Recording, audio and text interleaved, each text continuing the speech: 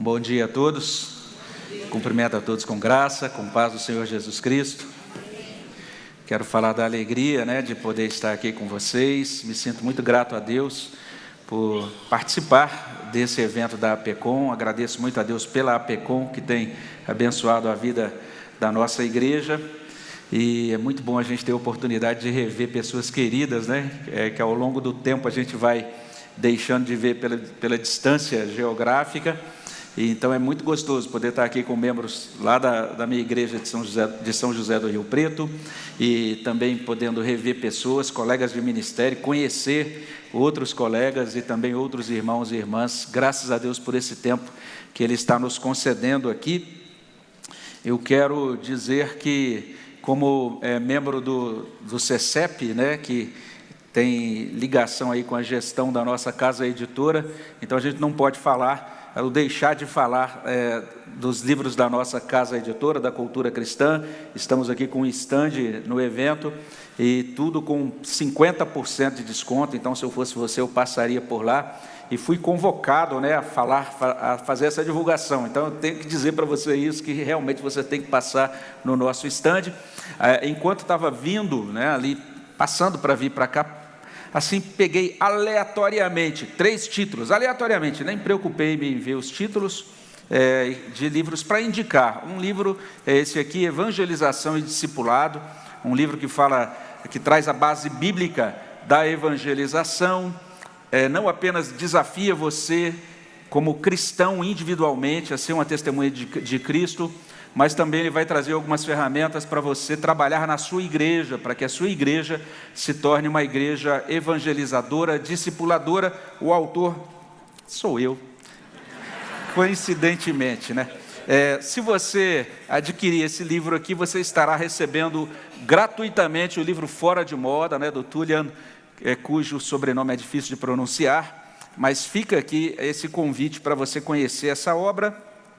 Também outro livro que eu peguei ali, também aleatoriamente, é um livro que fala sobre a luta cristã, trazendo um apanhado bíblico sobre a nossa caminhada nesse mundo, na dependência do Senhor, e suplicando a graça dEle para nos manter firmes, fiéis, até aquele momento em que entraremos na glória. Então é um livro que traz um pouquinho sobre as bases de batalha espiritual, mas com aplicação bastante devocional em termos de santificação. O autor é Misael também, então... E um outro livro é esse, Os Primeiros Passos do Discípulo, um livro que foi escrito para classes de catecúmenos ou de novos membros. Então, se você está buscando aí um material para a sua igreja, para classe de novos membros, classe de catecúmenos, você vai ter aqui uma espécie de apanhado, de orientação, baseado num ponto da confissão helvética que traz uma orientação mais ou menos nesses termos. Seria muito interessante os pastores ensinarem às suas igrejas os 10 mandamentos, o credo apostólico e também outros tópicos importantes da religião cristã. Então esse livro foi escrito a partir desse roteiro fornecido pela confissão helvética, pela segunda confissão helvética, e a partir dele a gente trabalha todos os tópicos que normalmente eram trabalhados, o que eu trabalhava antes ali na classe de catecúmenos, a gente trouxe para esse enquadramento proposto pela segunda confissão helvética. Fica aí o convite para você conhecer também os primeiros passos do discípulo. Como eu falei, passei assim aleatoriamente, peguei 3 títulos que nem imaginava e coincidiu aqui, Quero convidar você nesse momento a colocar-se na presença de Deus para que nós possamos acompanhar aí a meditação em um trecho precioso da Palavra de Deus. O nosso objetivo hoje é falar sobre a oração para o avivamento. A gente vai fazer isso olhando para o livro de Atos, capítulo 4. Vamos ler a partir do versículo 23. E eu quero convidar você, então, para fazer essa leitura. Atos 4, a partir do verso 23. E a gente vai ler até o versículo 31. Diz assim a palavra do nosso Deus: uma vez soltos, procuraram os irmãos e lhes contaram quantas coisas lhes haviam dito os principais sacerdotes e os anciãos. E ouvindo isto, unânimes, levantaram a voz a Deus e disseram: Tu, soberano Senhor, que fizeste o céu, a terra, o mar e tudo o que neles há, que disseste por intermédio do Espírito Santo, por boca de Davi, nosso pai, teu servo. Porque se enfureceram os gentios e os povos imaginaram coisas vãs, levantaram-se os reis da terra e as autoridades ajuntaram-se contra o seu ungido, porque verdadeiramente se ajuntaram nesta cidade contra o teu santo servo Jesus, ao qual ungiste Herodes e Pôncio Pilatos, com gentios e gente de Israel, para fazerem tudo o que a tua mão e o teu propósito predeterminaram. Agora, Senhor, olha para as suas ameaças, concede aos teus servos que anunciem com toda a intrepidez a tua palavra, enquanto estendes a mão para fazer curas, sinais e prodígios por intermédio do nome do teu santo servo Jesus. Tendo eles orado, tremeu o lugar onde estavam reunidos, todos ficaram cheios do Espírito Santo e com intrepidez anunciavam a palavra de Deus. Então, esta é a palavra do Senhor em Atos capítulo 4, 23 a 31. Nós trazemos essa meditação nesse contexto que trata do reavivamento como necessidade da igreja. Temos sido abençoados, ouvido de vários servos de Deus, palavras abençoadoras, desafiadoras para nós com relação a esse tema. E é bem interessante que, quando olhamos para Atos capítulo 3, nós estamos diante de uma igreja que tinha terminado de passar por uma experiência inigualável, a experiência do Pentecostes, a descida do Espírito Santo, que é registrada em Atos capítulo 2. Então, podemos afirmar que aquela era uma igreja que operava, que vivia debaixo daquela égide do avivamento. E é bem interessante nesta meditação sobre avivamento a gente destacar que o avivamento realmente traz para nós, aquilo que ele aponta para nós, é que o nosso Deus é um Deus vivo, um Deus verdadeiro, um Deus que nos criou e nos configurou para termos uma comunhão viva com Ele. Esse Deus é um Deus pessoal, é um Deus que possui vontade, é um Deus que se comunica, é um Deus que fala, é um Deus que ouve. E quando esse Deus fala conosco, Ele graciosamente nos traz revelação quando nós falamos com esse Deus. Então, esta fala nossa com Deus se chama oração. A ideia toda na Escritura é que esse Deus possui uma voz que é reconhecida pelos que pertencem a Ele. Não é? Existem vários trechos da Escritura que trazem palavras sobre isso, não é? Mas nós temos um Deus que fala conosco e que possui uma voz, as ovelhas dele ouvem a sua voz, reconhecem a sua voz. E essa igreja em Atos estava experimentando isso. Ela estava tendo uma experiência diferenciada com esse Deus. Depois de um bom tempo dentro da história, em que Deus praticamente parecia inativo, no sentido de que ele não se revelava por meio de profecias, o Novo Testamento começa com o profeta João Batista anunciando a vinda do Messias. Em seguida nós temos o próprio Filho de Deus, o Verbo que se fez carne e que vem e habita entre o seu povo e completa a redenção do seu povo. E logo em seguida o Espírito Santo é derramado sobre o povo. E uma das palavras que é trazida naquela ocasião do derramamento do Espírito é que aquilo cumpria uma profecia de Joel. Por conta do cumprimento daquela profecia, o povo de Deus agora receberia essa bênção, Esse povo de Deus falaria a palavra do Senhor. Em todo o tempo, em todos esses apontamentos, o Novo Testamento está chamando a atenção para isso. Deus é vivo, apesar de por pelo menos 400 anos ali, entre Malaquias e Mateus, nenhuma nova profecia ter sido dada, mas ele se manifesta e ele vem trazer para nós agora essa completação da revelação, da verdade do Evangelho no Novo Testamento, a verdade por meio de Cristo, acerca de Cristo, trazida agora a lume pelo poder do Espírito Santo que visita o seu povo. Então é um Deus maravilhoso, um Deus que nos convoca a conhecê-lo, a amá-lo, a servi-lo. E nós temos essa igreja que está experimentando tudo isso. E à medida em que ela experimenta isso, ela vai compreendendo que a comunhão com esse Deus é preciosa. A busca desse Deus vale a pena. que ela realmente deve buscá-lo, que esse Deus está disponível para ouvir o clamor do seu povo. É uma igreja, então, que se empenha em oração. É interessante como Lucas destaca a oração nos seus escritos, tanto no seu no seu terceiro evangelho, como aqui no livro de Atos. E ele vai mostrar desde o início, lá no capítulo 1, uma igreja que ora, que busca a presença do nosso Deus. E nesse texto que nós lemos, é bem interessante, essas pessoas então que experimentaram esse avivamento divino, elas oram respondendo às circunstâncias. A gente vê isso aí nesses versos 23 e 24. Elas oram também orientadas pelas Escrituras. Naquele contexto de oração, elas não estão simplesmente numa busca mística desmiolada, né? Mas é uma busca muito esclarecida, iluminada pelas Escrituras, pela palavra de Deus. Além disso, elas fazem esta oração, apresentam uma oração com essa disposição de cumprir a grande comissão, de cumprir a missão de Deus.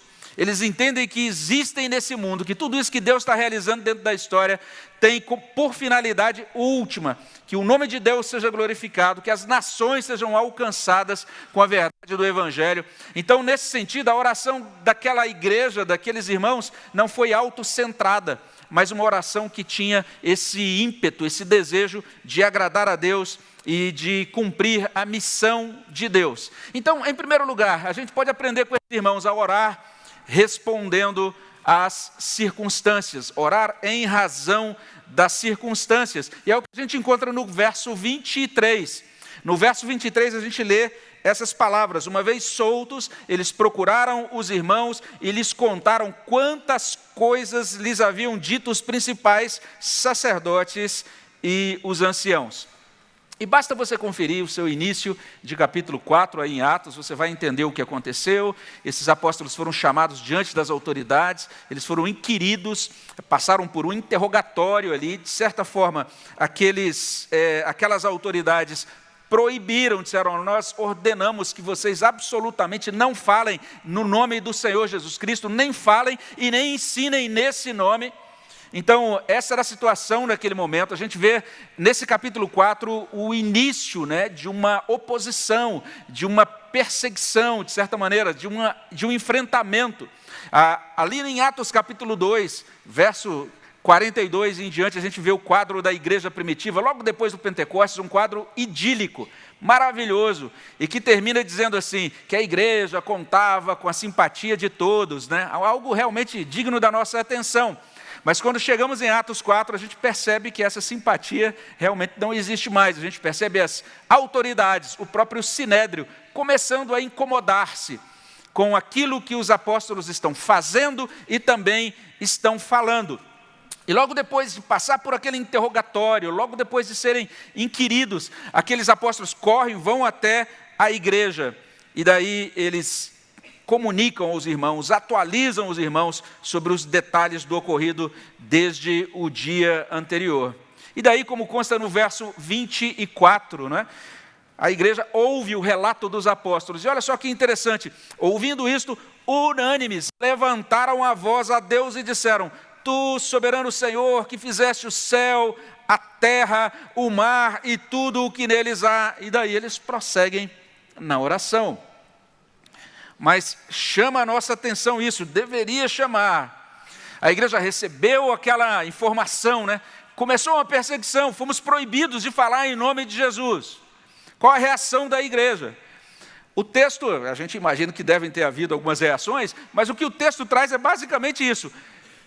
Ouvindo falar das circunstâncias, tornando-se sabedores daquele estado de coisas, né, que estava agora se configurando, um estado agora de oposição à igreja. O que a igreja fez? Imediatamente orou. A igreja imediatamente se colocou diante da presença de Deus. Ela fez isso quase que instintivamente, a gente pode dizer. Não foi preciso nenhuma orientação dos apóstolos, dizendo: olha, irmãos, diante disso, vamos fazer uma reunião de oração.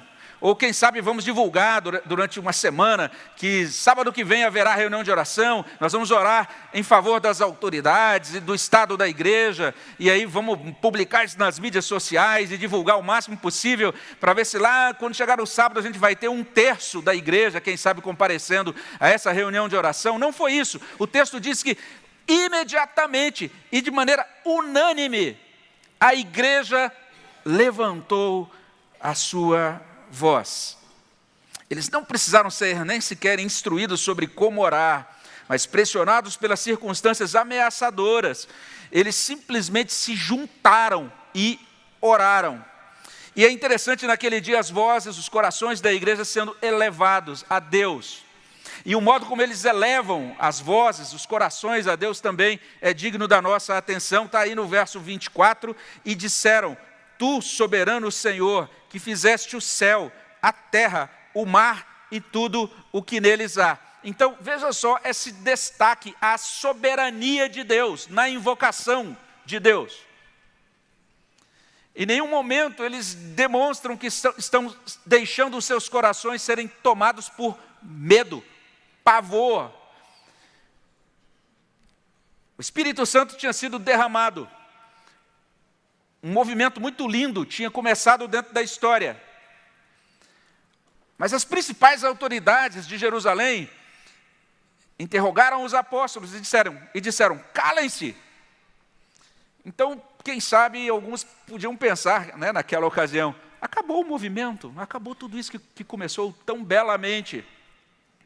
Mas eles elevam os corações a Deus e dizem: Tu, soberano Senhor, que fizeste o céu, a terra, o mar e tudo o que neles há. Os corações deles foram elevados a Deus Pai Todo-Poderoso, que fez o céu e a terra, como diz o nosso credo. Eles entenderam quem é Deus. Eles compreenderam a grandeza de Deus. Eles perceberam que acima de todo principado, de toda potestade, de todo poder humano, de toda autoridade humana, de toda instância governamental que seja, está o Deus Todo-Poderoso, o Deus Criador, o Deus Soberano. E é interessante, a partir desse ponto, eles leram as circunstâncias. E eles leram as circunstâncias, identificaram em redor, identificaram um grande problema, mas depois eles olharam para o alto, dirigiram suas mentes e corações a Deus, que é grande, que é Senhor sobre as circunstâncias. E ao proceder assim, eles nos ajudaram a entender que a gente tem de aprender a orar em razão das circunstâncias. Quando nos vemos premidos por elas, ao invés de nos quedarmos ou ficarmos paralisados ou tomados, né, de angústia, o que será da igreja? O que vai acontecer agora com esse governo? O que vai acontecer agora com essa circunstância econômica? O que vai agora acontecer devido a esse desastre natural? Enfim, o que será de nós? O que será do povo de Deus? A palavra de Deus nos mostra, por meio desse exemplo da igreja de Atos, uma igreja que imediatamente ela olha, pensa nas circunstâncias e dirige a sua alma, o seu coração ao grande Deus. Eles estão nos ensinando algo muito precioso, a responder às circunstâncias com oração, mas não apenas isso. Em segundo lugar, o texto está identificando também essa necessidade de orar movidos pela palavra de Deus. É isso que essa igreja em Atos capítulo 4, 23 a 31 está fazendo. Oram, levantam os corações a Deus, eles percebem, diante disso que aconteceu, temos que orar, temos que buscar o nosso Senhor. Mas de que modo eles buscam o Senhor? É interessante que eles fazem algo interessante, eles buscam a Deus, e naquele instante da busca, eles se lembram da palavra, se lembram de um salmo, e eles citam esse salmo aí nos versos 25 e 26. Olha só o que eles dizem: que disseste por intermédio do Espírito Santo, por boca de Davi, nosso pai, teu servo. E aí eles citam então o Salmo 2. Os primeiros 2 versículos do Salmo 2 são citados pela igreja naquela ocasião. O que dizem esses versículos? Veja aqui: porque se enfureceram os gentios, e os povos imaginaram coisas vãs. Levantaram-se os reis da terra, e as autoridades ajuntaram-se a uma contra o Senhor e contra o seu ungido.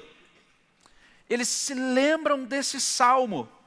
E vale a pena a gente compreender o modo como eles compreendem, eles discernem o salmo. Eles dizem, esse salmo chega até nós, ele chegou até nós por intermédio da boca de Davi e também por intermédio do Espírito Santo. Essa consciência de que a Bíblia é palavra de Deus, é dada pelo Espírito Santo, apesar dele usar instrumentos humanos, como o caso do próprio Davi.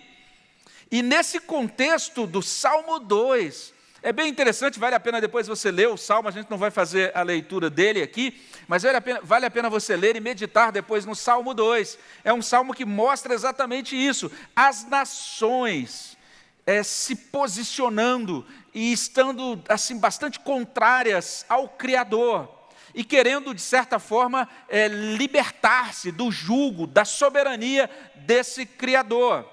Howard Marshall vai dizer isso, que o que encontramos nesse Salmo 2 são súditos do Senhor e do seu rei que tentam em vão obter a independência.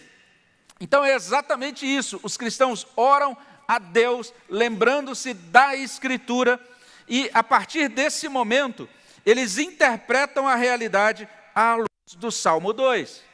Eles dizem, é isso que está escrito lá. Por que se enfurecem os reis? Por que os reis se levantam contra o Senhor? E daí, na oração eles dizem, Senhor, Salmo 2 está acontecendo hoje.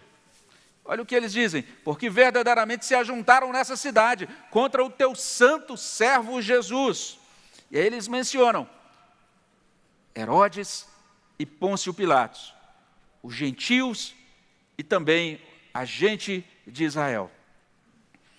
A convicção daqueles irmãos, naquele instante, é exatamente essa.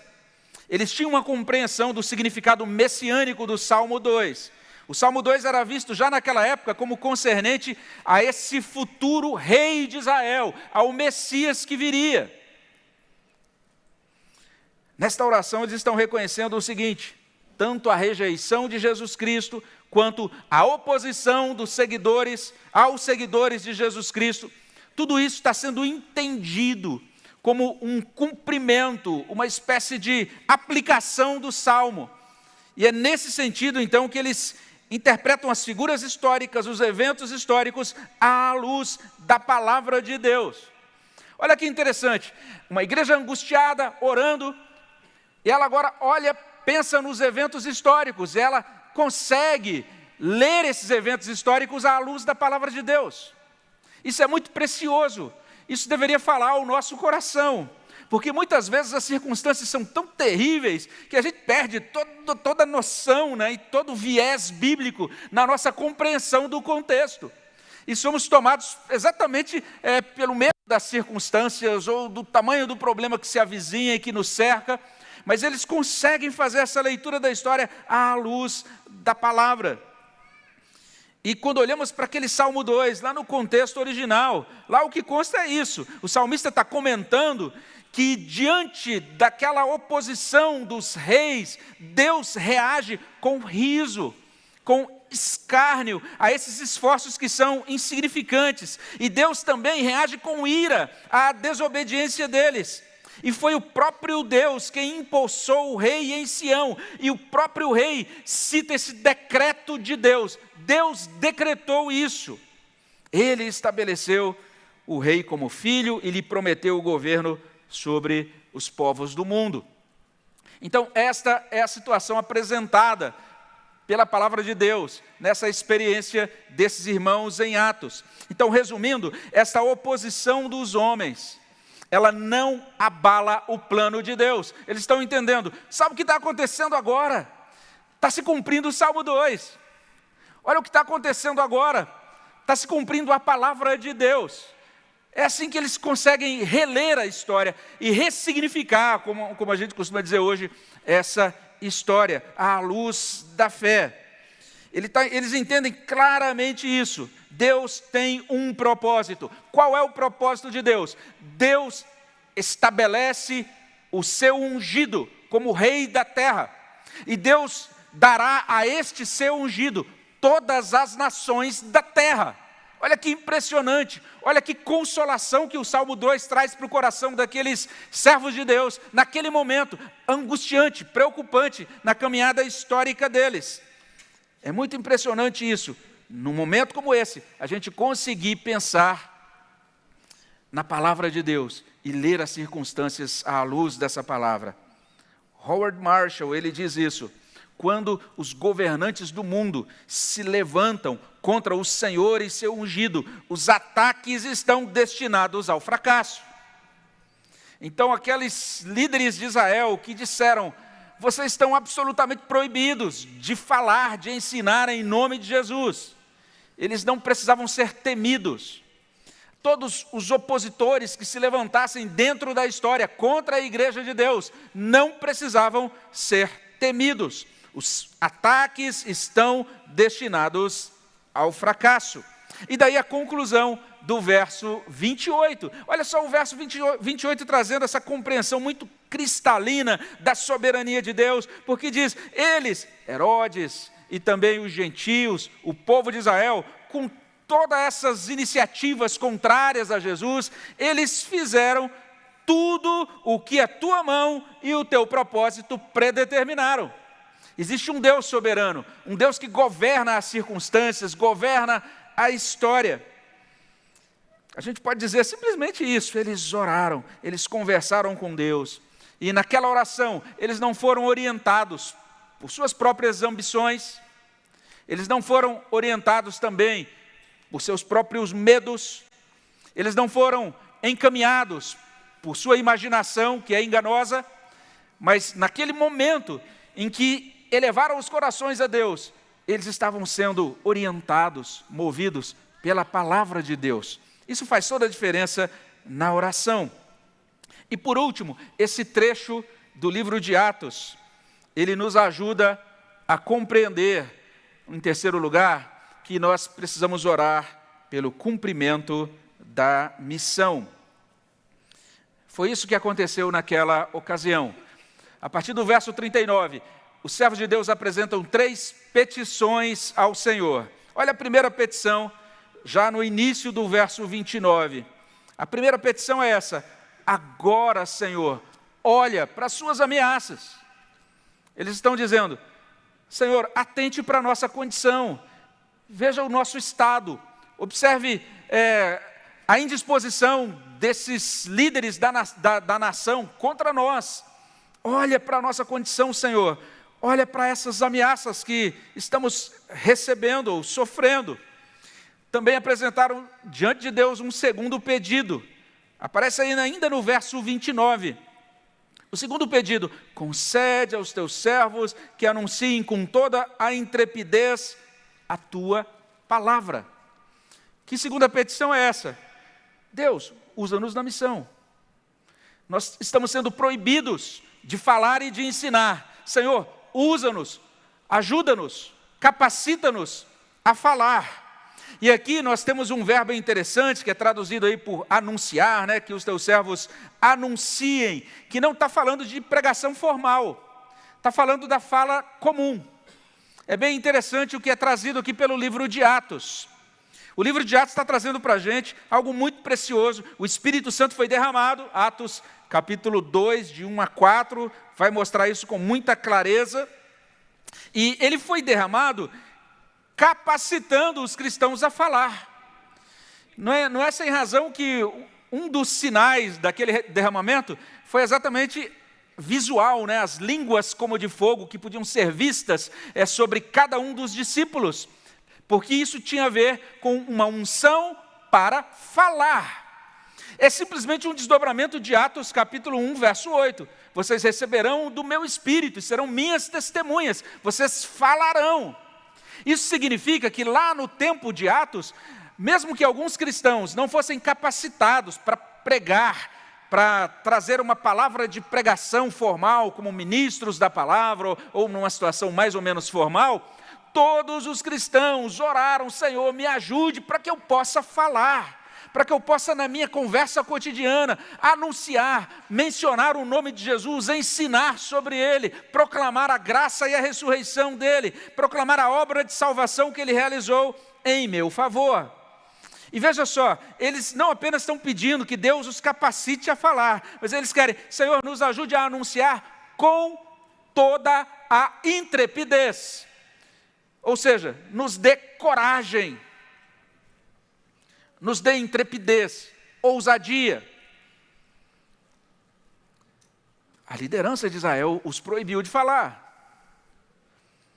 Eram os líderes espirituais deles, né? A gente vai ver depois, tanto desses enfrentamentos aqui, de Atos 4, como também em Atos 5, você vai encontrar ali a figura do sumo sacerdote, você vai encontrar a figura dos saduceus, você vai encontrar inclusive os fariseus, né? Os mestres da lei, os escribas, líderes eruditos, a nata religiosa, a liderança religiosa de Israel, contrária a esse movimento que nasce, que agora emerge a partir do derramamento do Espírito Santo. Esse grupo pequeno, né, inicialmente pequeno, que de repente chega a um número de milhares, já no capítulo 2, e que continua crescendo daí em diante. E eles dizem: Senhor, nós precisamos de coragem, nós precisamos de intrepidez. Essa é um grande pedido, é um pedido muito digno da nossa atenção. Se você, por exemplo, tem a revista e corrigida, lá vai dizer assim: Deus nos deu ousadia. Se você tem lá a NVI, Deus nos ajude a falar corajosamente. Eles querem ser usados poderosamente, eficazmente na missão. Esta é a petição. Eles não estão dizendo: Senhor, preserva-nos. Senhor, nos dê conforto. Senhor, nos ajude a ter prosperidade nesse momento. Nada disso. O pedido é: queremos ser usados na missão. E tem o terceiro pedido, que é mostrado, que é encaminhado nesta oração. Verso 30, enquanto estendes a mão para fazer curas, sinais, prodígios, por intermédio do nome do teu santo servo Jesus. Nesta petição eles estão simplesmente dizendo isso: Senhor, por favor, continue realizando a tua obra na terra. É isso que eles estão pedindo. Eles têm uma compreensão muito clara do que seja a obra de Deus. E eles compreendem que a obra de Deus é obra de Deus. É Deus operando. É Deus agindo. Eles, apesar de não terem naquele momento, a igreja que está nascendo, né? Não tinham toda uma teologia do Novo Testamento, a teologia da pregação desenvolvida, mas eles estão compreendendo muito bem o que é isso, o que é a obra da pregação, o que é a evangelização, o que é o testemunho do Evangelho. E passei já por uma situação assim, quando era evangelista, lá numa cidade do interior de Goiás, Valparaíso, e lembro que a gente fez um trabalho de evangelização ali no bairro, indo de casa em casa, e cheguei então para uma pessoa que achei tão interessante, aquela pessoa que me atendeu, me acolheu muito assim, educadamente, e permitiu então que eu a abordasse, falasse então para ela. A gente tinha feito aquelas coisas típicas, né, de gente que é muito nova e está ali querendo ganhar almas usando todos os métodos possíveis. A gente estava apresentando naquela época um método que hoje eu nem tenho muitas reservas quanto a ele, mas apresentando as chamadas 4 leis espirituais, e ali então apresentei as leis, expliquei e tal, e a pessoa foi compreendendo. E você entende? Ah, sim, entendo. Aí passava para a lei seguinte, explicava. Quando chegou no final: e aí, você gostaria de aceitar Cristo como Senhor, Salvador? Ele falou: eu acho lindo, mas eu não consigo crer. E naquela ocasião eu cheguei à conclusão que eu deveria ter orado mais e gastado menos tempo decorando os scripts das 4 leis espirituais. Então é muito interessante a palavra de Deus quanto a isso. Ela diz que o Evangelho está oculto para aqueles que se perdem, porque Satanás cegou o entendimento dos gentios. A obra de Deus é espiritual. O testemunho do Evangelho é uma obra espiritual. Não dá para você servir a Deus e realizar a obra de Deus, como a gente tem ouvido aqui desde o início, baseado nos recursos da carne, nos recursos meramente humanos. É por isso que eles entendem: Senhor, nós precisamos que o Senhor continue fazendo a tua obra, que o Senhor continue operando. Nós queremos ser úteis, sendo testemunhas Queremos que o Senhor nos dê coragem, intrepidez. Mas, Senhor, não dá para continuar sem o Senhor. Se o Senhor não operar, se o Senhor não agir, não há como a igreja prosseguir diante desse tamanho de oposição. Eles compreendem muito bem isso. E é muito bonito a gente perceber que todos esses pedidos, esses 3 pedidos apresentados por aqueles irmãos naquela ocasião, todos eles são teocêntricos. Todos eles são centrados em Deus. Todos eles são centrados também naquilo que concerne a realização da missão. Eles entenderam muito bem que no exercício da obra de Deus, do testemunho, eles entenderam a palavra que Jesus tinha dito lá atrás, em Lucas capítulo 10, versículo 3. Eu envio vocês como ovelhas no meio de lobos. E por isso eles encaminham o primeiro pedido da prece. Senhor, olha para as ameaças. Olha para aquilo que está acontecendo. Estamos realmente cercados por lobos.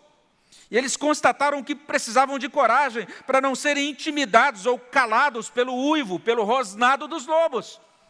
E daí eles oram, Senhor, que nós preguemos e testemunhemos com ousadia, com intrepidez a Tua palavra.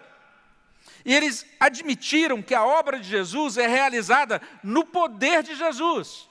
É interessante que Lucas começa o Evangelho de Atos dizendo isso, Olha, Teófilo, eu escrevi aquele primeiro relato mostrando as coisas que Jesus começou a fazer e a ensinar. E a teologia de Lucas é esta: Jesus começou a fazer e a ensinar nos evangelhos. E Jesus continua a fazer e a ensinar por meio da igreja. Então eles entenderam que era necessário orar, Senhor, continua fazendo. A obra é de Jesus, o evangelho é de Jesus. Quem transforma mentes, quem transforma vidas, quem transforma corações é Jesus. Eles entendem aquela palavra de Jesus em João 15, verso 5, sem mim nada podeis fazer.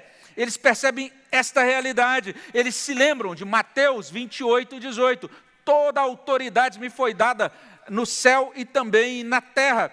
Eles se lembram também de Mateus 28, 20, eis que estou convosco todos os dias até a consumação do século.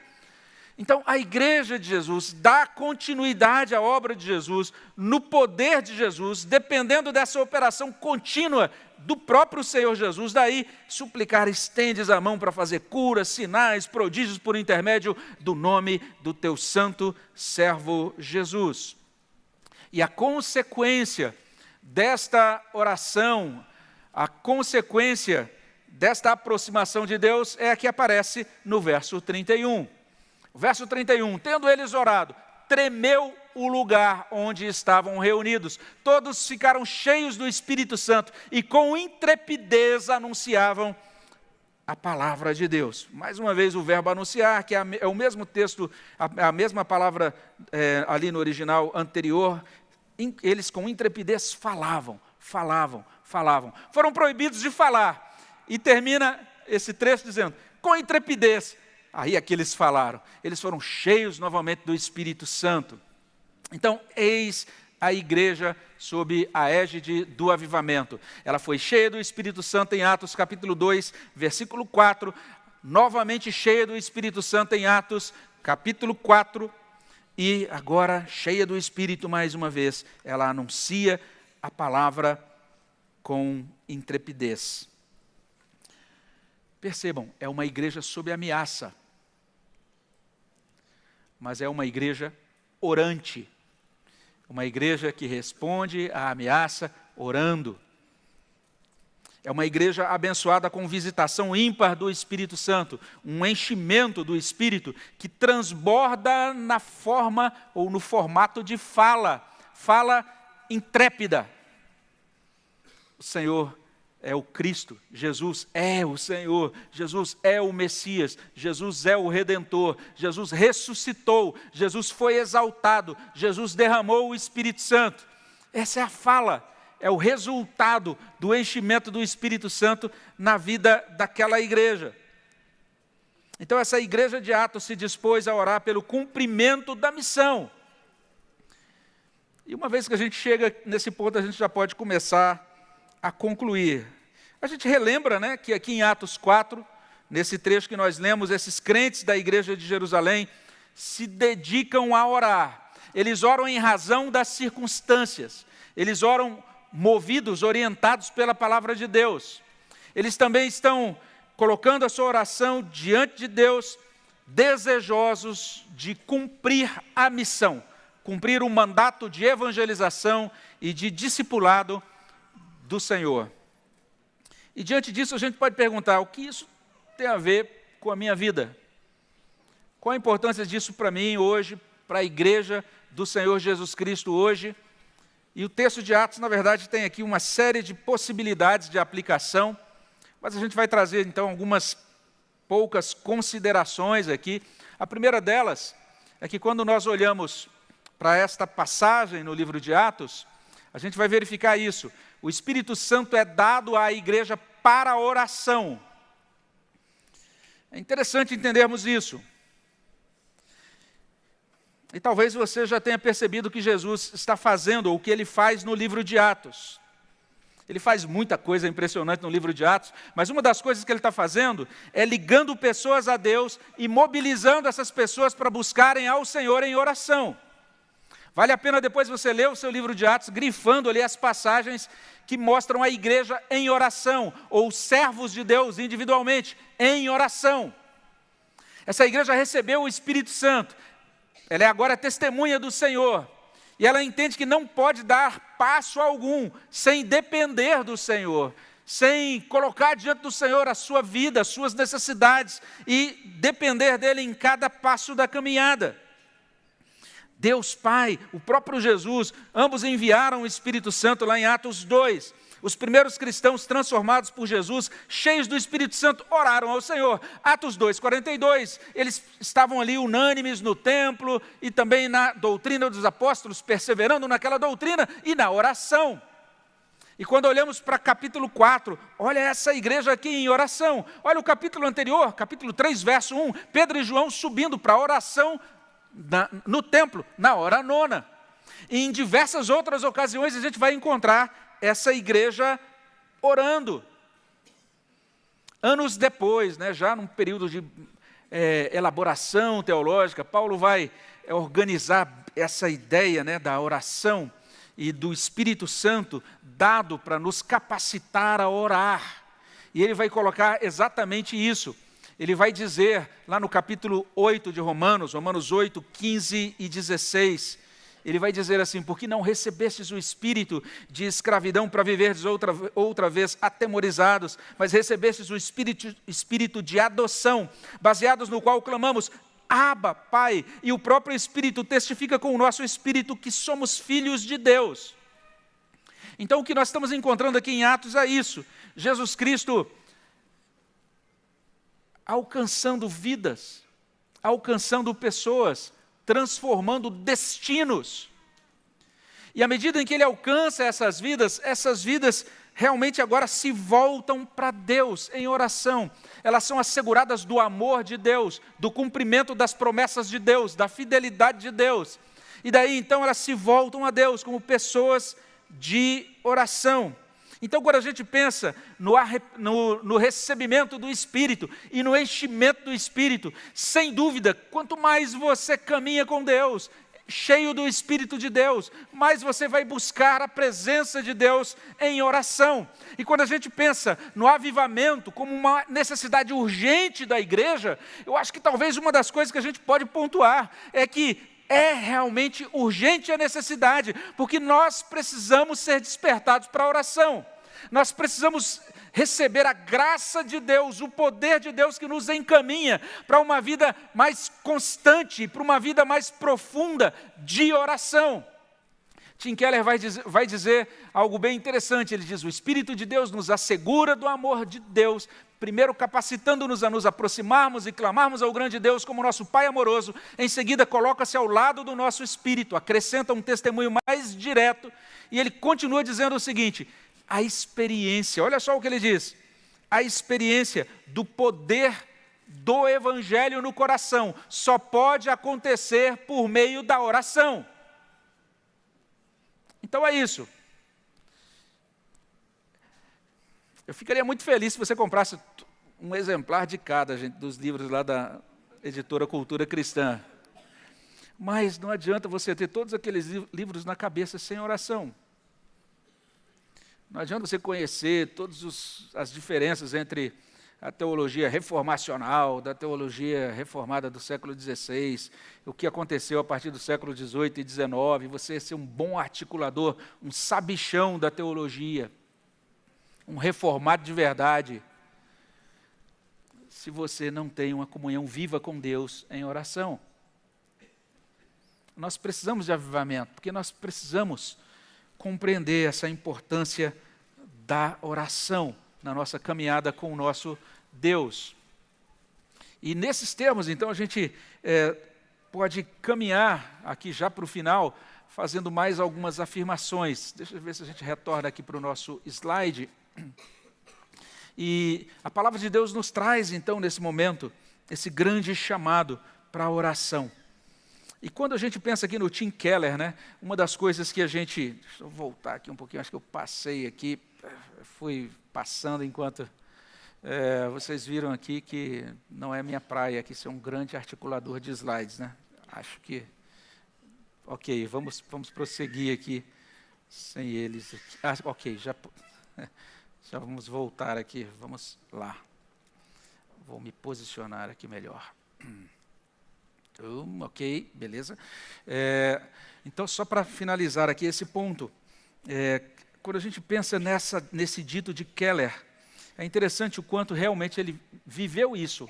Ele não apenas ensinou isso no livro, mas ele realmente foi uma pessoa de oração, até ser chamado algumas semanas atrás para conversar com Deus, não mais à distância, mas no céu e pessoalmente.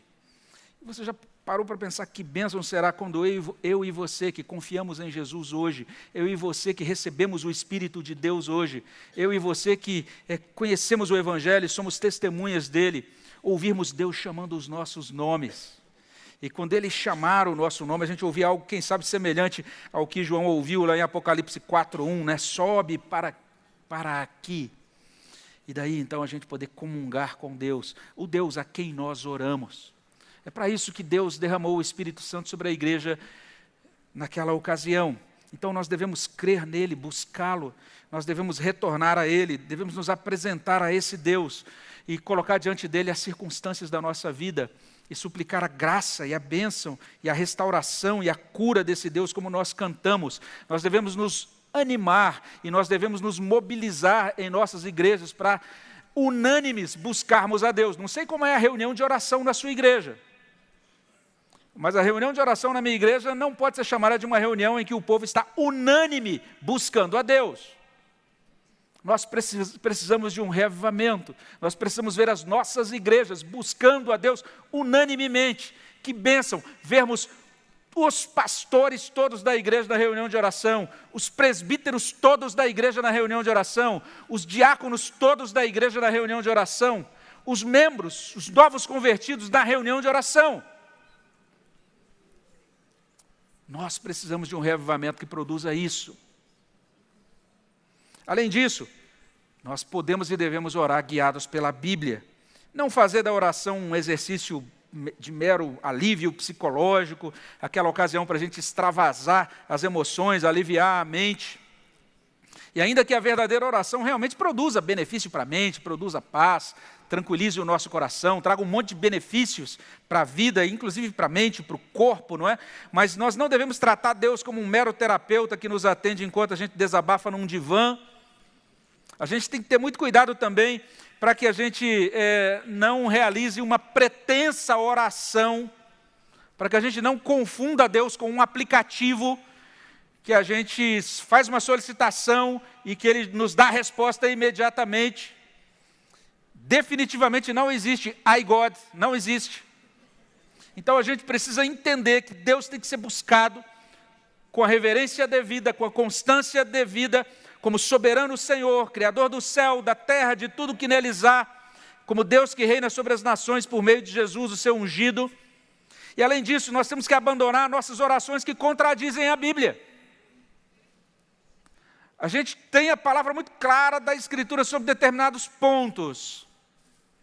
E a gente ora, Senhor, será que eu devo casar com esse não crente. A gente ora assim. Ou então, né, naqueles momentos de aperto, Senhor, abençoa esse bilhete de loteria, Senhor. Né? Alguma coisa mais ou menos assim.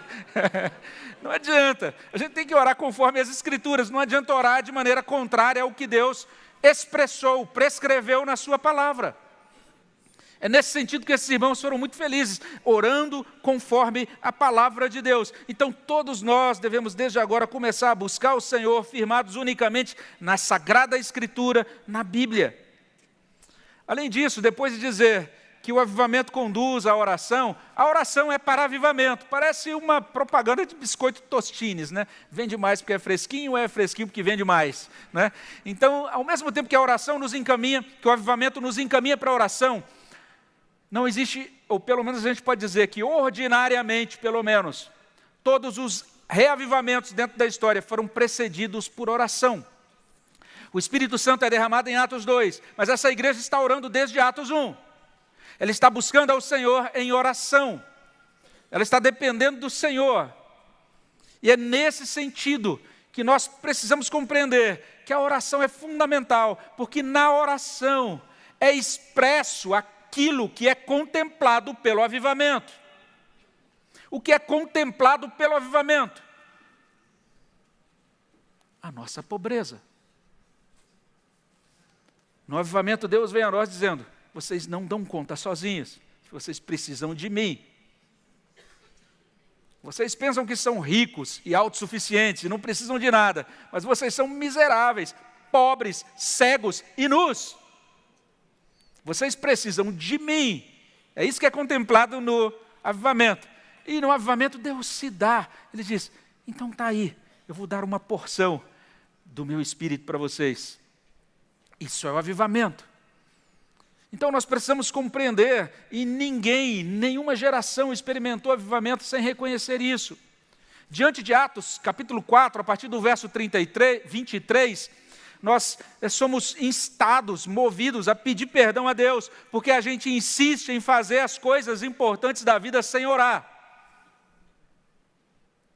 Talvez se a gente tivesse reunido naquela ocasião, chegassem os apóstolos e dissessem: olha, nós somos proibidos pelas autoridades. A gente dizia: vamos fazer uma comissão e entrar com uma ação na justiça contra as autoridades ou alguma coisa assim hoje. Vamos mobilizar o nosso departamento jurídico. Seria algo mais ou menos assim. Aqueles irmãos imediatamente oraram. Nós achamos que podemos realizar coisas para o bem de outras pessoas, ou coisas agradáveis a Deus, sem depender da direção, sem depender do poder, sem depender da ajuda do Espírito Santo. Nós achamos que somos alguma coisa, mas somente Deus é.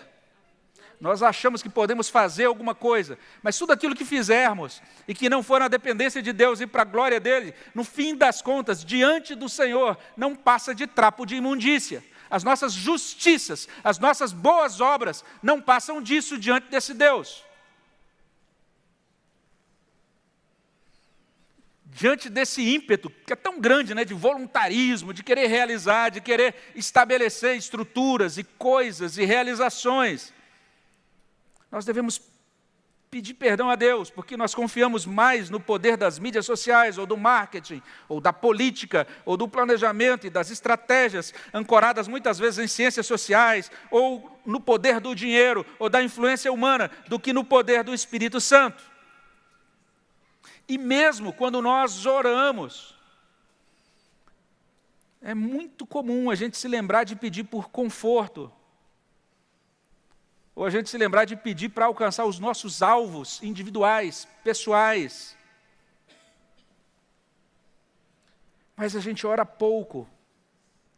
E talvez a gente nem ore de fato, para que Deus nos conceda ousadia e coragem para falarmos a palavra dEle. Eu não sei se você orou por isso essa semana. Deus, me dá ousadia e coragem para falar a Tua palavra. Nós oramos pouco pela missão de Deus e para que sejamos usados por Jesus para levar o próprio Redentor para a vida de outras pessoas. E como consequência nós somos cheios de muita coisa, mas não do Espírito Santo. Então, se queremos revivamento, nós devemos pedir perdão. por todas essas coisas, porque isso não agrada ao Espírito Santo de Deus. E a gente segue dizendo que a gente é crente, servo dele, enquanto a gente está dizendo, eu não dependo de ti. Eu sei que o Senhor é soberano, mas seja soberano lá em outro lugar, não aqui. Não com relação a esse negócio, não com relação a esse meu empreendimento. Mas entendamos isso, irmãos, ordinariamente, sempre que Deus derramou um avivamento, foi precedido por oração sincera e fervorosa. Aquela igreja de Atos compreendeu isso, é impossível falar de Jesus com eficácia, sem orar antes. Deus, por favor, olhe para a minha condição. Deus, por favor, usa-me na missão. Deus, por favor, continue realizando a sua obra nessa terra. Quando nós oramos assim, Deus, por sua graça, Ele pode manifestar a sua presença. Ele pode vir até nós de forma muito singular. Ele pode nos encher com a presença dEle, com o seu Espírito Santo. Então, que Deus tenha misericórdia de nós e que Deus nos conceda um verdadeiro avivamento. Vamos orar ao nosso Deus? Senhor, tenha misericórdia de nós, olha para as nossas vidas, para os nossos corações. Ó Deus, assim como o profeta orou, aviva a Tua obra no decorrer dos anos, nós suplicamos que o Senhor avive a Tua obra, Senhor. E que nós possamos compreender que nada podemos fazer, ó Deus, com relação a esse avivamento, a não ser nos colocar diante do Senhor, declarando, eu sou pobre e necessitado. Concede-nos, ó Deus, a Tua graça, visita o nosso coração com a Tua bênção, com o Teu poder. Que nós possamos sair daqui, nesta manhã, possamos sair deste congresso, trazendo no coração tudo aquilo que ouvimos desde o primeiro dia, e acima de tudo, ó Deus, que seja renovada a nossa dependência do Senhor, e que possamos caminhar individualmente, como famílias, e também como igrejas, de uma maneira mais dependente do Senhor. É o que nós pedimos, ó Deus, no nome de Jesus. Amém, Senhor.